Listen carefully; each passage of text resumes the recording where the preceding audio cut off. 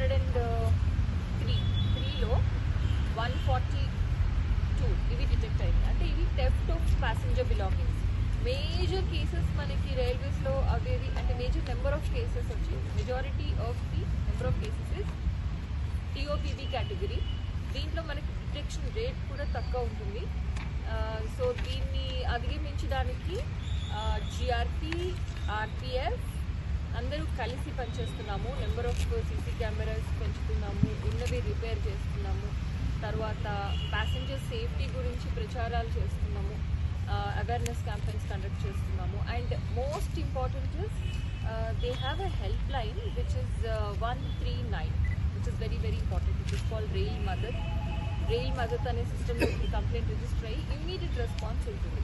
139 గుర్తుపెట్టుకోవాలి. ఇది అందరూ పబ్లిక్ కూడా కన్వే చేయాలి. ఇదేంటంటే ఎనీ ప్రాబ్లం, థెఫ్ట్ కావచ్చు, ఫైట్ కావచ్చు, ఆర్ అసౌకర్యం కావచ్చు, దేనికైనా 139 is the important number that somebody has to call, toll free number, and tell their problem. So ఇది అర్లీగా చెప్తే మనకి డిటెక్షన్ పర్సంటేజ్ ఇంక్రీజ్ అవుతుంది. ఈ విధంగా అన్ని విధాలుగా we are trying to improve the detection percentage and also recovery percentage. So ఇది.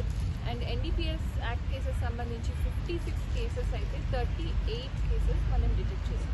మిగిలినవి ఎందుకు డిటెక్ట్ చేయలేదు అంటే యూజువలీ వాట్ హ్యాపెన్స్, ఎన్డీపీఎస్ కేసెస్లో